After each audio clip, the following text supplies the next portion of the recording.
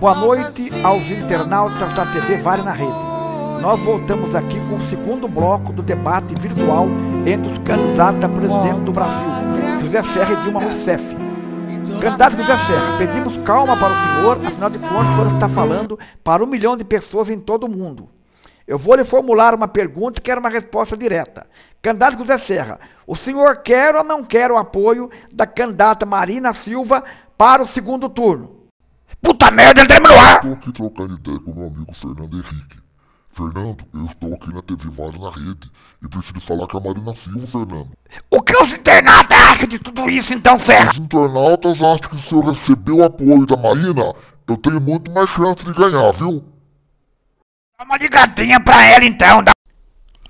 Depois que acabou o primeiro turno, eu tô tentando ligar, mas ela nunca atende. Só atende a secretária, a empregada e só dá fora de ar o telefone. Eu tô preocupado, sabe? Será que a Dilma já ligou na minha frente? Eu tô muito...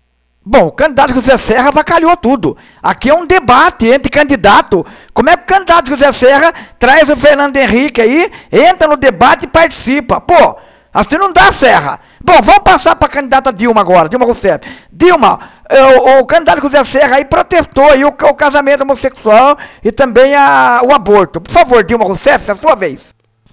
Depois que acabou a eleição, a Marina Silva só fica do meu lado agora, tá aqui do meu lado a Marina. O Serra nunca vai conseguir encontrar a Marina. A Marina fica na minha casa, dorme comigo, toma café comigo, almoça comigo. A Marina participa de tudo no meu trabalho. Agora a Marina tá do meu lado. A Marina é só minha, Serra. A Marina é só minha. Bom, nós vamos pedir desculpa então aos internautas, aos amigos da TV Vale na Rede.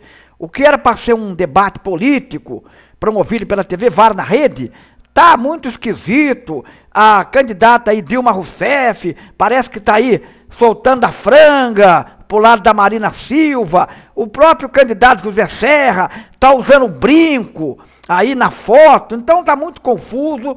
Vamos interromper novamente o debate. E voltamos amanhã, então, com a terceira parte desse debate que está emocionante.